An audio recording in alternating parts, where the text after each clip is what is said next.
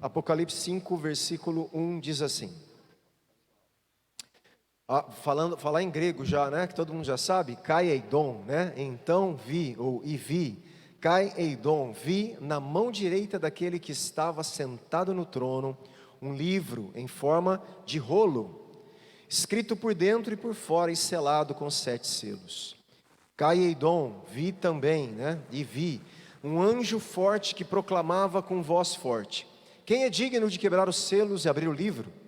Ora, nem no céu, nem sobre a terra, nem debaixo da terra, ninguém podia abrir o livro, nem mesmo olhar para ele. E eu, João disse, chorava muito, porque ninguém foi achado digno de abrir o livro, nem mesmo de olhar para ele. Então um dos anciãos me disse: não chore, eis que o leão da tribo de Judá, a raiz de Davi, venceu para quebrar os 7 selos e abrir o livro. Até aí, depois a gente continua a leitura. Deus tinha colocado aqui uma expectativa em João. Se você olhar, vai um pouquinho lá para cima, procura capítulo 4, versículo 1, e tenta me mostrar, né, qual foi a expectativa ali. Quem lembra? Vai lá, vê o versículo inteiro, interpreta o versículo e fala: olha, isso aqui está prometido aí, né? João aí entendeu que tinha que acontecer algo aí e criou-se então uma expectativa em João. Qual foi?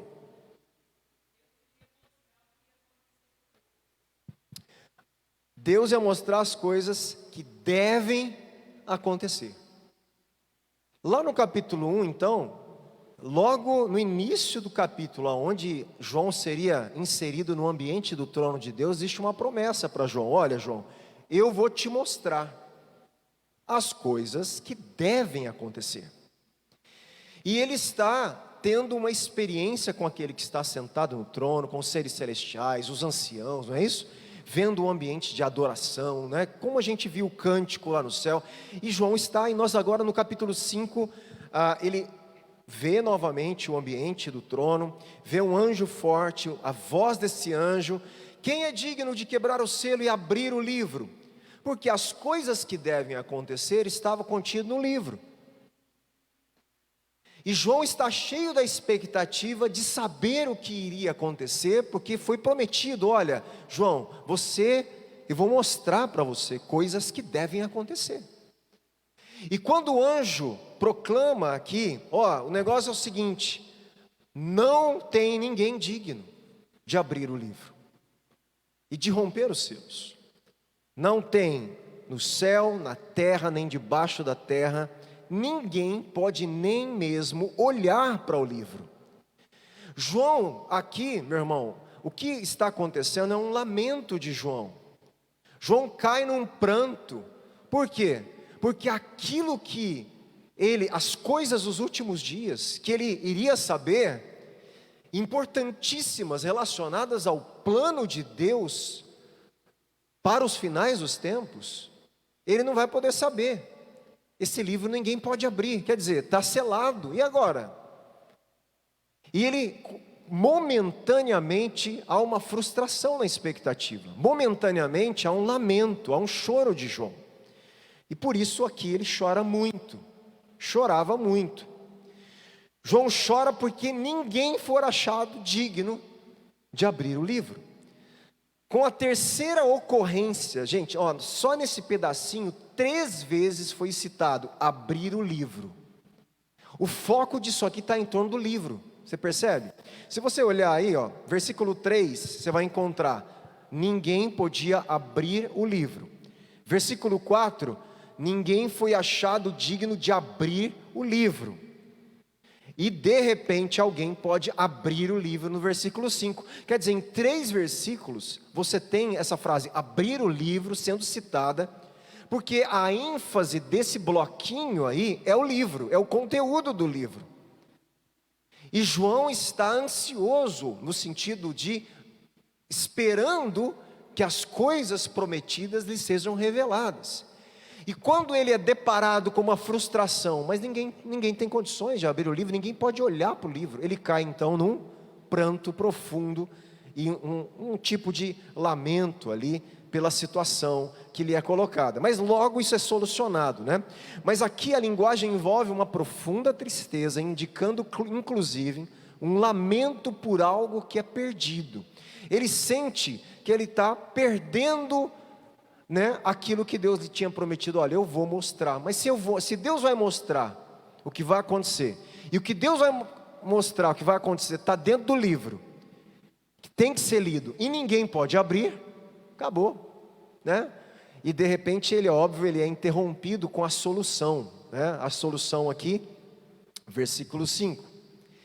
Então um dos anciãos me disse: João, né? Não chore, eis que o leão da tribo de Judá, a raiz de Davi, venceu.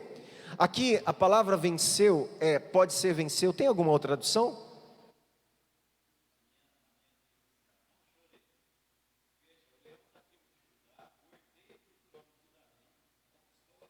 Isso. Conquistou, a palavra é de vencer no sentido de um conquistador, de um triunfador, porque a figura do leão de Judá representa um guerreiro que vence. Então ele venceu, ele conquistou, e porque ele venceu, porque ele triunfou no que ele deveria triunfar e venceu, ele se torna digno de quebrar os selos. Ele pode então quebrar e abrir os selos. Então esse anjo, esse ancião, anuncia isso para João. Vamos lá agora também comentando algumas coisas aqui. Um dos 24 anciãos se aproxima de João então e acalma João. Para começar ele diz: João, não chore, não tem motivo para chorar não, calma, para ter tristeza, diante do poder de Deus que logo será demonstrado. Eis que o leão da tribo de Judá, a raiz de Davi, dois termos messiânicos importantíssimos. Leão da tribo de Judá e a raiz de Davi são tirados de referências do Antigo Testamento, que todo judeu da época de Jesus, da época de Paulo, da época de João e até os dias de hoje, quando leem esses textos do Antigo Testamento, eles entendem que são referências messiânicas. Aquelas referências apontam para o ungido, o escolhido de Deus, que iria, portanto, solucionar o problema e implementar eternamente o reino de Deus. Isso não existe nenhum problema de interpretação com esses textos. Então, o que está acontecendo aqui é que Jesus está sendo o Cordeiro de Deus, Jesus está sendo colocado como o cumprimento das figuras do Antigo Testamento sobre o leão da tribo de Judá e sobre o cumprimento da raiz de Davi. Então Jesus agora, ele é o ungido, ele é o cumprimento das profecias messiânicas, tanto do leão como da raiz de Davi.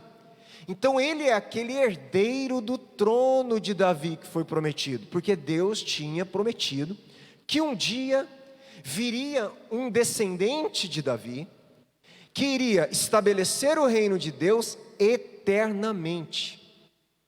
Um reino eterno, de paz, justiça, retidão eterna. Não seria um reino temporário, um reino eterno. O que está acontecendo é que Jesus aqui está assumindo nessa visão toda essa carga profética como cumprimento, porque ele venceu, ele é o leão da tribo de Judá e ele é a raiz de Davi. Eu vou ainda fazer algumas observações nisso. Esses são dois temas messiânicos ou cristológicos importantes. Títulos messiânicos: leão de Judá, raiz de Davi, que são extraídos lá de Gênesis 49, versículo 9. Leão, quando Jacó abençoa os filhos, e ele faz uma profecia em cima de Judá. E ele fala: Judá é meu leãozinho. E ele começa a profetizar, abençoar Judá, e justamente mostrar que dali sairia alguém com uma descendência, e tudo profetizando a respeito de um herdeiro, de um futuro Messias. Todo rabino judeu lê aquela passagem e entende que é uma profecia messiânica, apesar de Jacó estar abençoando um dos filhos. Você entende isso? Na Bíblia, no Antigo Testamento tem muito isso. Acontece uma coisa histórica. Qual que é a história? Jacó abençoando Judá. No meio da bênção de um pai com um filho, Deus colocava na boca de Jacó, por exemplo, ou dos salmistas, palavras que não diziam somente a Judá, que ela transcendia a história, essas palavras, elas apontavam para o projeto de Deus do Messias. Isso que nós chamamos na teologia de profecias messiânicas, tá? É assim que acontece. Então, os judeus leem essa passagem e entendem, e Jesus está sendo colocado aqui. Isaías, a mesma coisa. Nós não temos pressa mesmo, vamos ler, pode ser? Abre lá, Gênesis 49. Vale a pena, né? Só para todo mundo ter uma ciência melhor do texto aí, do que está exatamente falando. 49, versículo 9.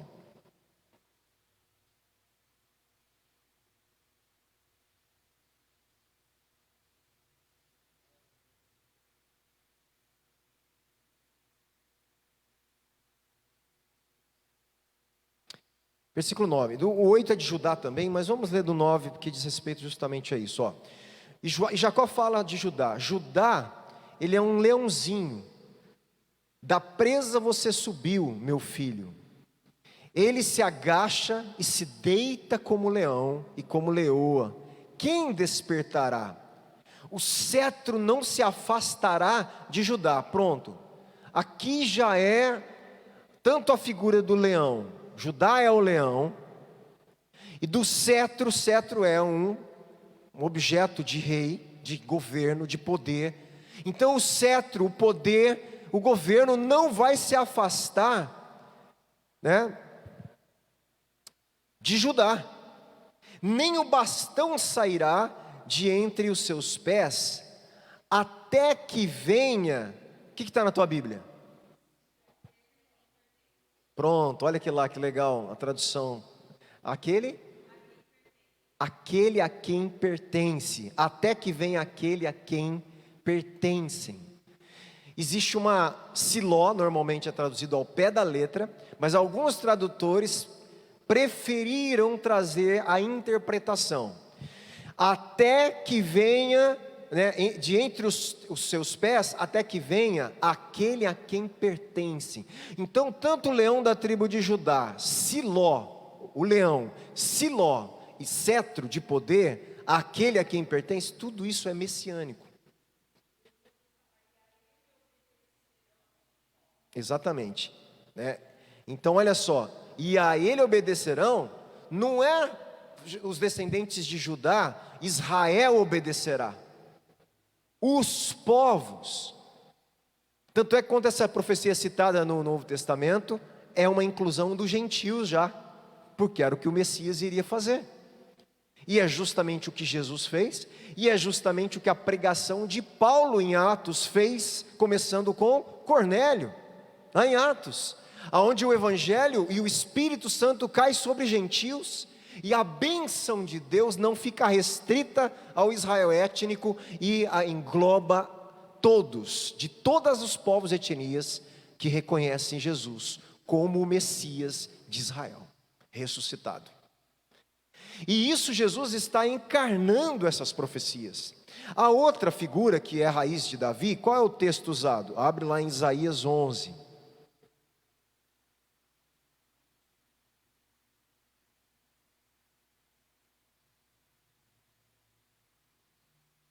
Isaías capítulo 11, versículo...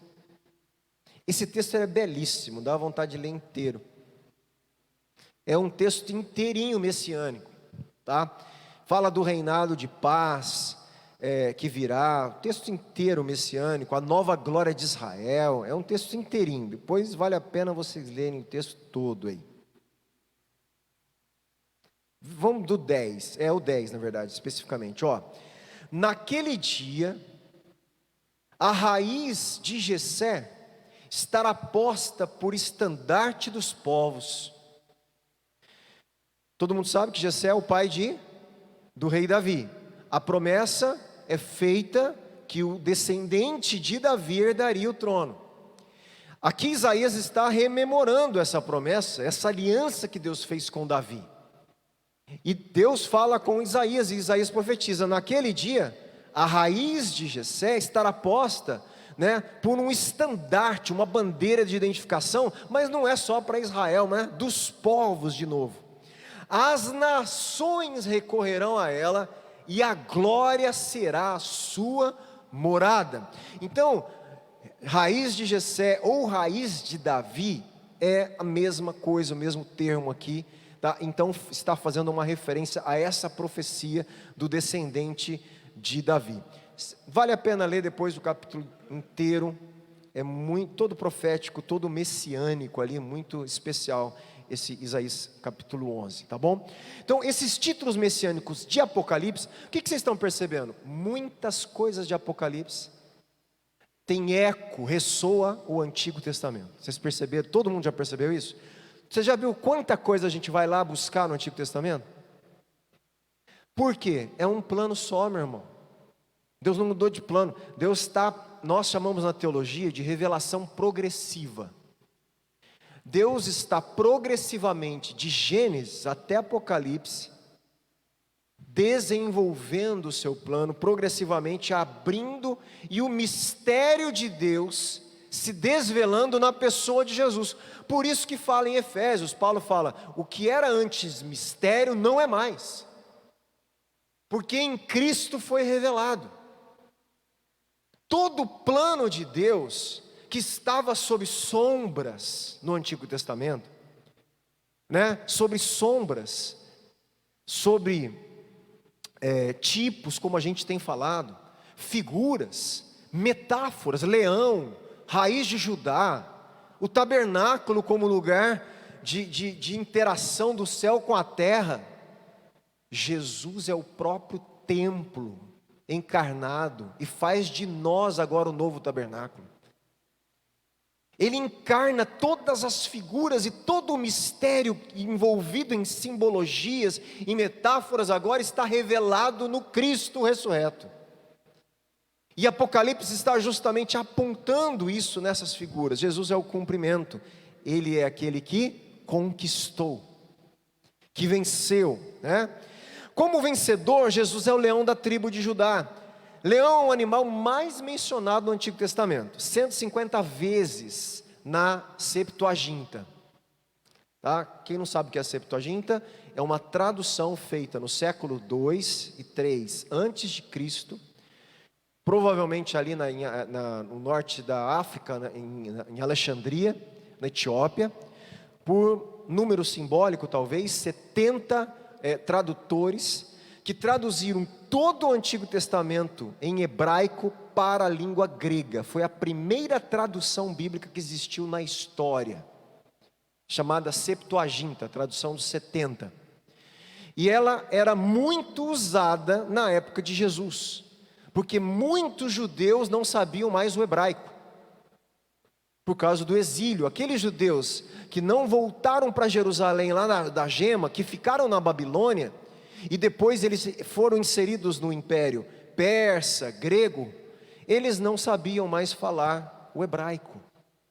Eles só falavam o aramaico e depois o grego como língua universal. E o grego koiné não é o clássico, um grego popular, é um grego com a cabeça aramaica. Então essa era a mistura.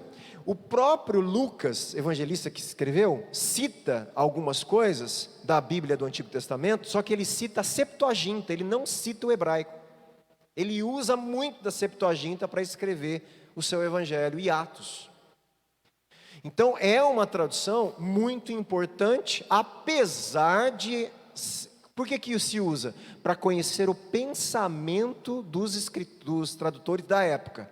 Apesar de quando um estudioso vai estudar, ele tem que ir para o hebraico, porque ali ele pega o original. Mas a Septuaginta ajuda a gente a entender, principalmente os estudiosos, como que as pessoas interpretaram os textos do Antigo Testamento na época de 200 a 300 antes de Cristo, que influenciou inclusive os discípulos de Jesus, a leitura da Bíblia na época ali do primeiro século. Então provavelmente muita gente lá na Galileia sabia mais o aramaico e o grego do que o hebraico. Quem que tinha domínio sobre o hebraico? Os escribas, os religiosos, o pessoal de Jerusalém, que era, né, mais da gema ali, né, que tinha porte dos pergaminhos, do templo, os sacerdotes. Esse é o pessoal que lia o hebraico. Mas muitos tinham muito mais acesso à língua grega, então provavelmente circulava na época de Jesus a Septuaginta. Tá bom? Então isso é um dado interessante aí. Então é na Septuaginta que veio aqui 150 vezes o leão no Antigo Testamento, frequentemente usado com um sentido figurado. Do que, gente? O que o leão lá figura? Poder, força, né? Então esse é uma figura, um símbolo, né, desse animal aí. Inclusive nós vimos daquela vez, se você quiser também depois, 1 Reis 10, o trono do filho de Davi, Salomão. Lembra que Salomão é um descendente de Davi e ele também é um tipo de ungido que aponta para Cristo. Todos os reis apontam e todos falham, porque o perfeito viria, né? Mas em algum sentido eles sempre, principalmente os que foram fiéis, obviamente, muitos infiéis, eles apontavam para o verdadeiro ungido. Salomão põe 12 leões no trono dele. Imagina, você pode ler lá em 1 Reis, o que ele queria passar, fazendo, né, estátuas ali de 12 leões no ambiente do trono de Salomão. Meu irmão, poder, força. Então eles põem os leões lá, né, para entrar aqui, então os leãozão ali, né, o que está representando? A força do meu governo, o poder do meu governo que Deus me deu, e ele põe isso na figura dos leões, né? Estão conferindo aí, pastor? Conferindo aí? Acertei, né? Acho que acertei, não acertei? Mas não é interessante? Pô, qual que é o material, que fala o material que usa, dos 12? É ouro, né? 12 leões de ouro, meu irmão. Realeza, poder. Então, o que nós estamos vendo em Apocalipse? Jesus representa toda a força, todo o poder messiânico representado nesses leões de 12 de ouro de Salomão. É tirado dessas imagens que eles entendiam, poxa, Jesus é maior do que tudo que Salomão era. Jesus é o leão prometido, ele é a força do Deus, Criador do céu e da terra, tá? Então são imagens poderosas, a gente precisa, né, ter uma ideia assim. Yahvé, como guerreiro divino, é constantemente descrito também como leão. Então Deus, no Antigo Testamento, também é descrito em algumas figuras de linguagem, metáforas, como leão. Eu não vou ler. Jó 10, 16, Isaías 31, Jeremias 50, Oséias 5, Amós 3, tem várias referências a Deus como um guerreiro representado na figura de um leão, tá bom? Agora Jesus assume o papel desse guerreiro divino. Olha só, de novo, ele assume o lugar de Yahvé do Antigo Testamento. Vocês estão entendendo isso? Jesus assume o lugar de Yahvé. Em várias situações você está percebendo isso. Aquilo que era dado somente a Yahvé, começa a ser dado a Jesus. A glória era dada somente a Yahvé, o poder, a dignidade, agora é dado ao Cordeiro. Aquele que era só falado de Yahvé, é falado de Jesus. Jesus é a exata expressão do Yahvé do Antigo Testamento. Por isso que quando fala no Antigo Testamento que será salvo aquele que invocar o nome de... Quem lembra o texto lá? Todo aquele que será salvo será aquele que invocar o nome do Senhor. Para nossa tradução, no hebraico está Yod He Vav He, o nome de Deus que não pode ser pronunciado, por isso se traduz Senhor na nossa Bíblia. Aquele que invocar o nome de Yahvé, o nome do pacto, o nome pactual com o qual Deus se revelou a Israel, será salvo. De repente, lá em Atos, está falando que aquele que invocar o nome de Jesus será salvo. Ele está dando a entender que Jesus e Yahvé têm a mesma essência. E em Apocalipse isso está muito claro. Jesus assume figuras que eram dadas somente a Yahvé, ao Deus pactual do Antigo Testamento. Agora Jesus está assumindo isso. Jesus, como a raiz de Davi ou a raiz de Jessé, aqui no caso de Apocalipse ele fala direto, raiz de Davi. O que é isso aí? É trovão? Olha lá o anjo forte, ó, trovejando aí, ó. Ontem eu saindo com Benjamin, levando aqueles raios bonitos, né? Iluminando o céu, literalmente, né? Parece uma veia do céu, coisa mais linda, né? Tem gente que tem medo, né? Porque o negócio é poderoso. Eu falei para ele, eu expliquei um pouco para ele, tem um documentário, o raio, ele é, não sei quantas vezes, se eu não me engano, são 3 ou 4 vezes mais quente do que a superfície do Sol.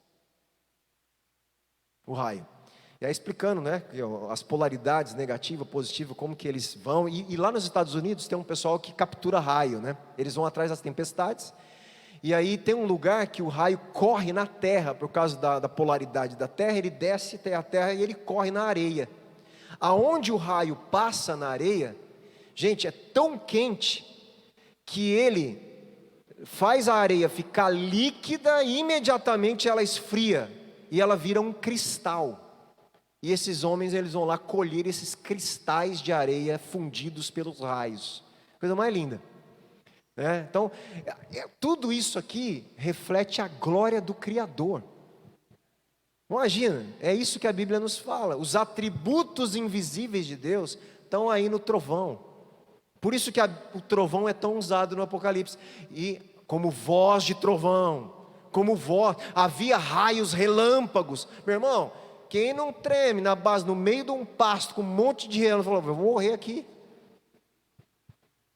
Quem já teve essa experiência, eu já tive, no meio do mato, sem luz, céu aberto, tempestade, raio caindo para todo lado, você fala, esse negócio é poderoso mesmo.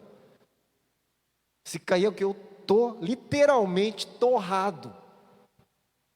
É poder. E todas essas coisas da natureza estão sendo usadas para representar o poder do Criador. Entende? Isso são coisas interessantes. Isaías 11, como a gente já leu, mais um texto que também era interpretado messianicamente pelos judeus. Um ramo, né, brotará do tronco de Jessé, um renovo frutificará de suas raízes. Outro texto que a gente já leu, naquele dia a raiz de Jessé será como uma bandeira aos povos, né? Esta é mais uma passagem militar também, olha que interessante. Capítulo 11, versículo 4 de Isaías: ferirá a terra com palavras de juízo e matará o ímpio com o seu sopro. Falando justamente de como Deus Yahvé viria como um guerreiro, vencer os inimigos do seu povo. E Apocalipse nós não temos uma guerra cósmica. Jesus agora é o guerreiro que venceu, e Ele é aquele quem vai vindicar a justiça do seu povo perseguido, e vai trazer justiça sobre as nações. Na apocalíptica judaica, preste muita atenção agora, tem várias anotações, eu vou devagar, mas eu quero ler para vocês aqui. Quando eu falo apocalíptica judaica, eu não sei se vocês entendem, toda vez que eu falar isso, eu estou falando o seguinte: existe um gênero literário no meio dos judeus, da época da reconstrução do segundo templo, de Neemias, Esdras, um pouquinho depois, talvez lá para o século 3, até a época de Jesus, foram escritos vários livros apocalípticos. Isso é chamada, no estudo teológico, de literatura apocalíptica. Ou literatura, nem todos eram, mas literatura do segundo templo. Dentre a literatura do segundo templo, você tem literaturas apocalípticas. As literaturas apocalípticas, elas não são canonizadas, não são tidas como palavra de Deus, não são tidas, mas ela ajuda a gente a entender a mentalidade dos judeus de como eles liam livros apocalípticos, como eles usavam os símbolos apocalípticos. Por isso que Apocalipse não era tão difícil para aqueles cristãos daquela época serem entendidos, porque essas imagens faziam parte de muitos leitores, provavelmente do próprio João, que tinha lido diversas literaturas apocalípticas. Então existe um gênero literário, existe um estudo de grandes estudiosos hoje trilhando, fazendo, inclusive li um livro a respeito disso, bem difícil, John Collins, que ele traz toda a leitura de como foi criada a apocalíptica desde a época dos persas, depois como entra na cultura judaica, como entrou, as influências, como eles liam símbolos. Gente, é um estudo que até chegar no livro de Apocalipse da nossa Bíblia.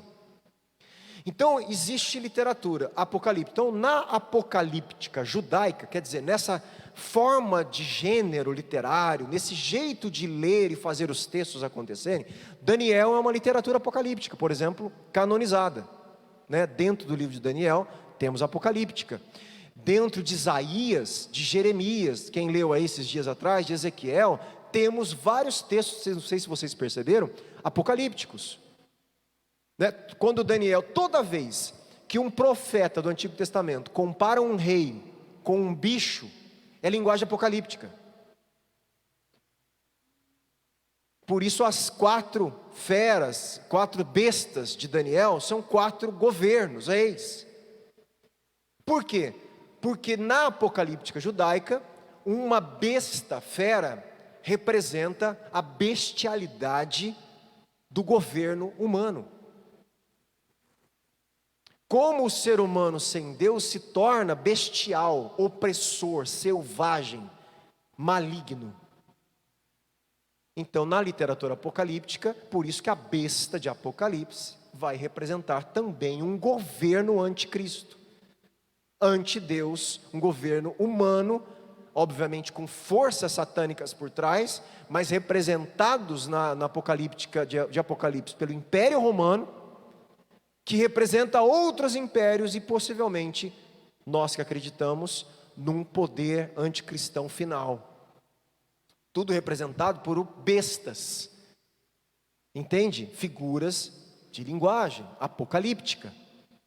Então, na apocalíptica judaica, essa imagem era entendida como uma referência ao Messias conquistador, que destruiria os inimigos de Israel. Parece bem claro que Jesus destruirá as nações, o mal das nações, obviamente, o que é certamente um dos temas desse livro. Entretanto, o versículo seguinte, nós vamos ler, qualificará a metáfora e apresentará o grande paradoxo cristão. Presta atenção agora. Paradoxo é o quê? Uma aparente contradição. Uma contradição, mas aparente, é um paradoxo. Porque paradoxos, eles são contradições que existem juntos, pode existir conjuntamente. Por isso não é uma contradição necessariamente, é um paradoxo. E existe um paradoxo cristão. Jesus venceu, primeiramente, não pelo poder militar. Onde ele vence? Na cruz, não é? Embora isso ainda esteja por vir. O poder militar, o poder do leão, o poder do cetro de justiça virá. Mas ele já venceu como? Sendo morto. Esse é o paradoxo do cristianismo. O paradoxo bíblico. Eu tenho falado isso. Jesus vence o Império Romano sendo morto por ele.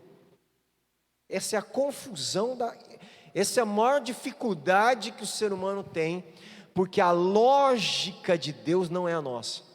Como que se vence um império, gente? Quem assiste filmes medievais, como que se vence um império? Como o Império Romano foi vencido?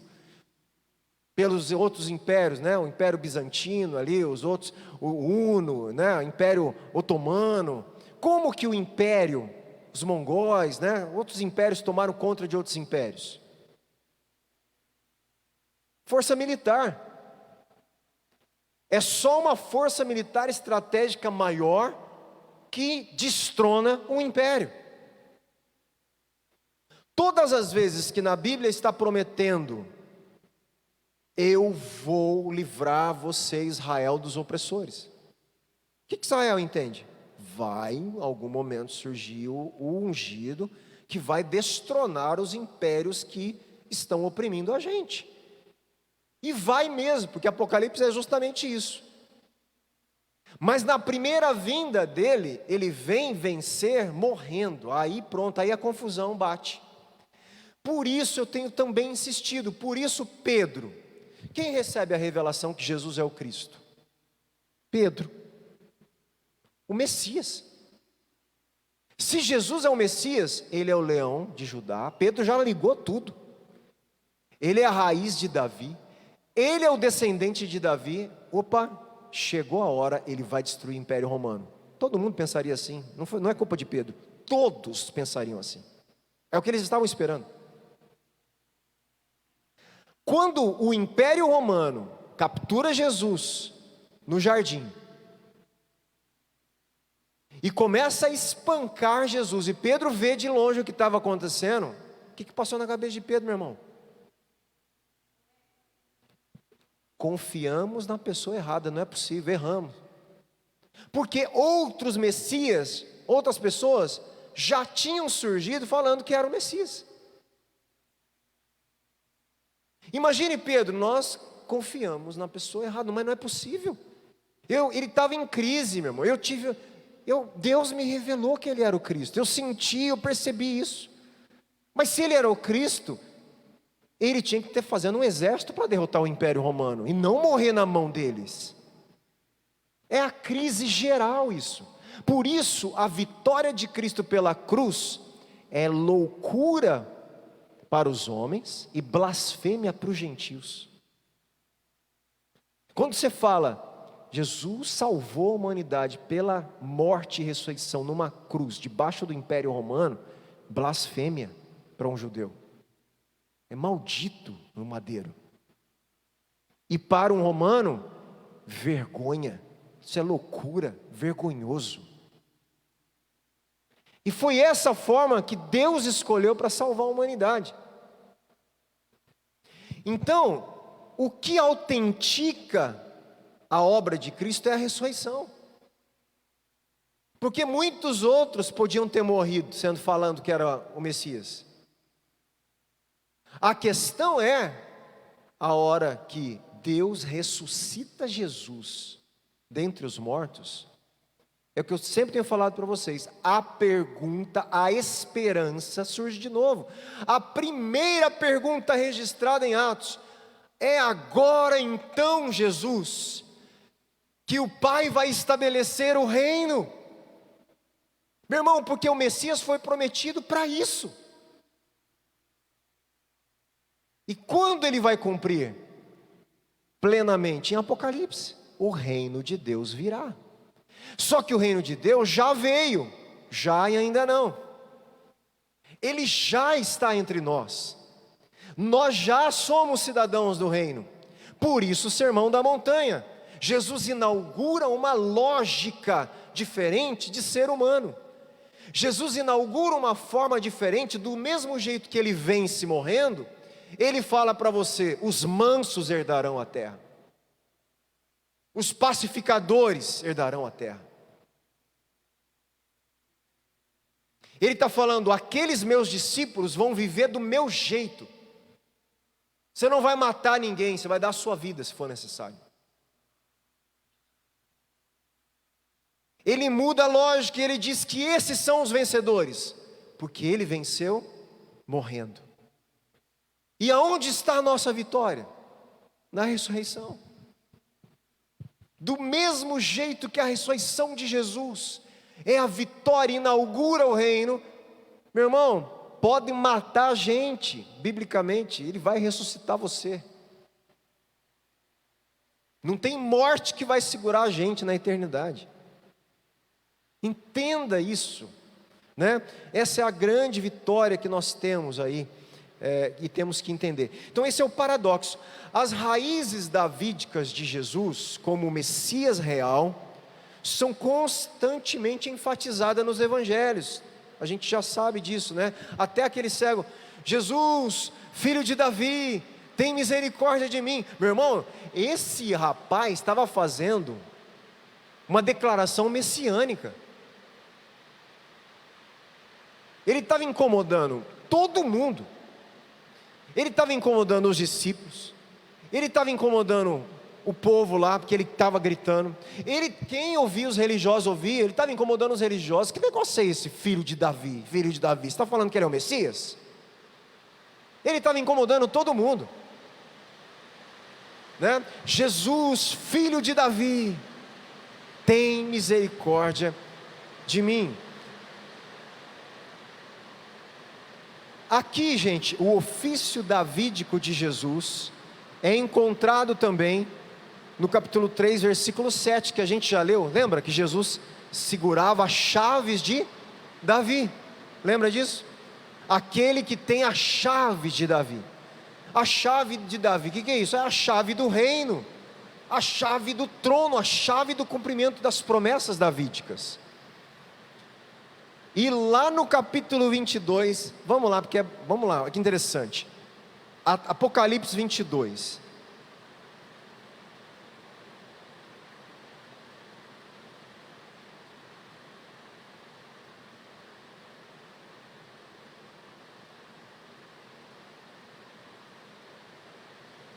Ó, versículo 16. Lá no finalzinho, né?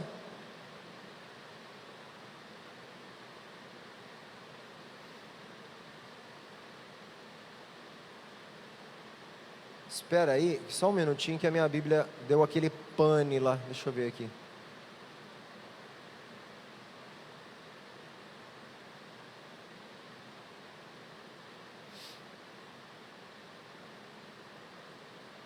Vou ter que perguntar para vocês aí o que está escrito.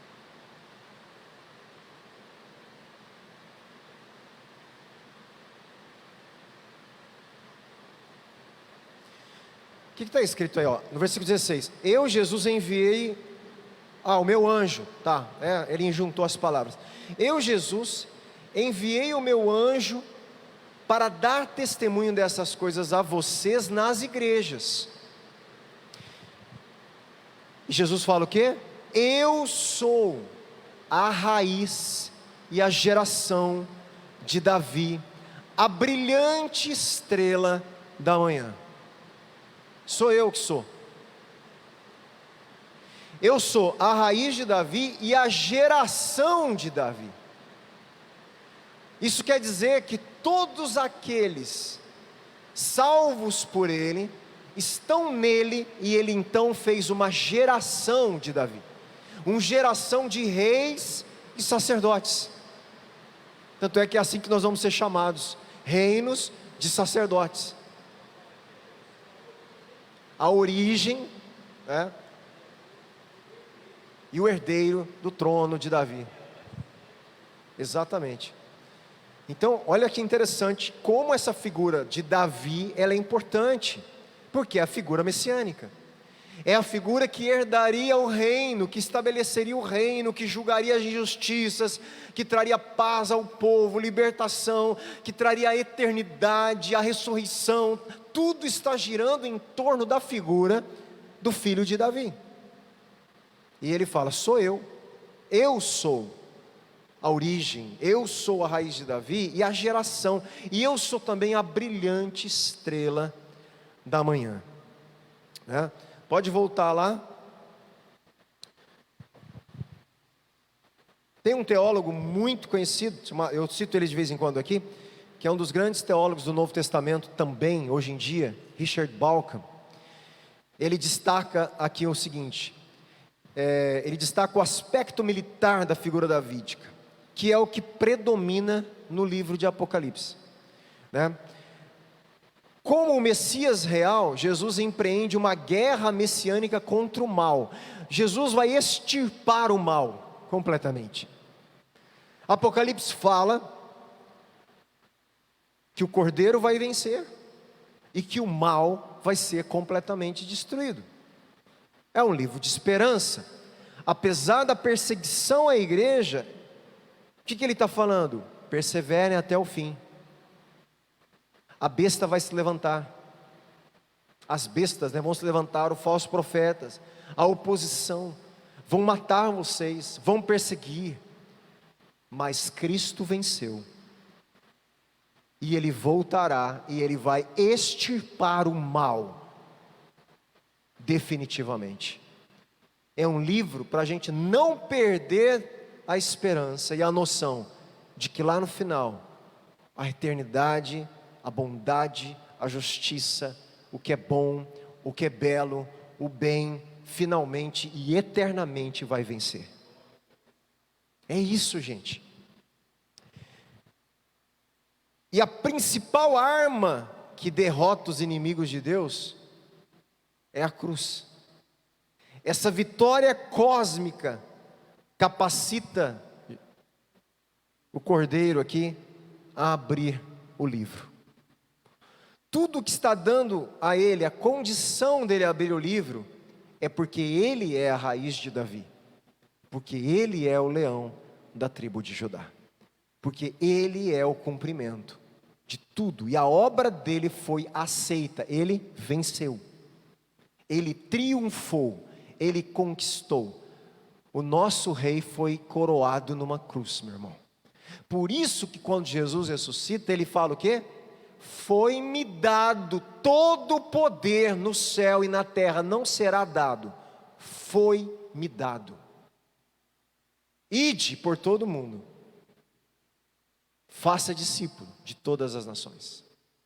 Porque me foi dado o governo e a autoridade sobre todas as nações, sobre todo o universo, sobre toda a terra, pelo que eu fiz, eu envio vocês como meus representantes para anunciar a mensagem do reino às nações. Meu irmão, a igreja é essa agência do reino na terra. É a embaixada do reino na terra. Nós temos a mensagem do rei para salvar a humanidade. Nós temos a mensagem do rei para falar para as pessoas que o mal um dia vai acabar, que eles têm que viver com Cristo, que eles têm que aceitar a aliança da vida com Jesus, a cruz, a ressurreição, se tornarem cidadãos de um reino que virá eternamente, e andar de acordo com essa nova aliança, andar de acordo com esse novo rei, que já tem na mão a autoridade sobre tudo, mas virá e vencerá todo o mal, toda a injustiça. Somos povo dele, somos nação dele, povo eleito. Amém?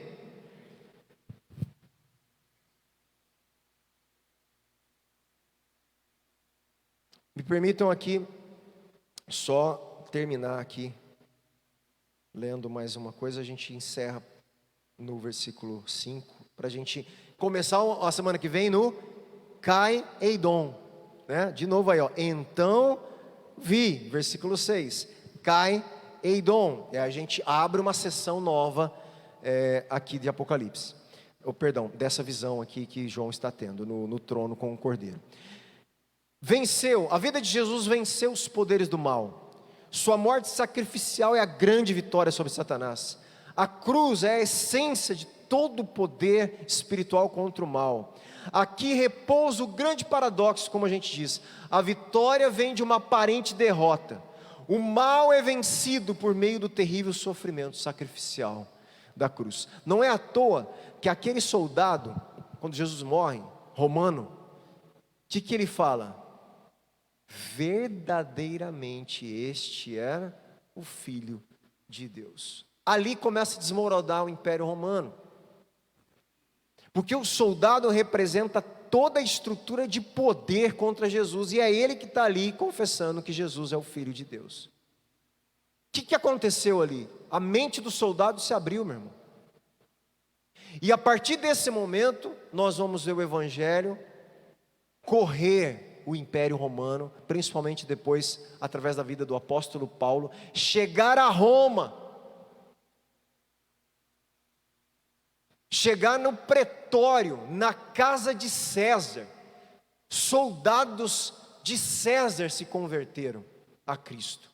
o império foi sacudido pelo Evangelho.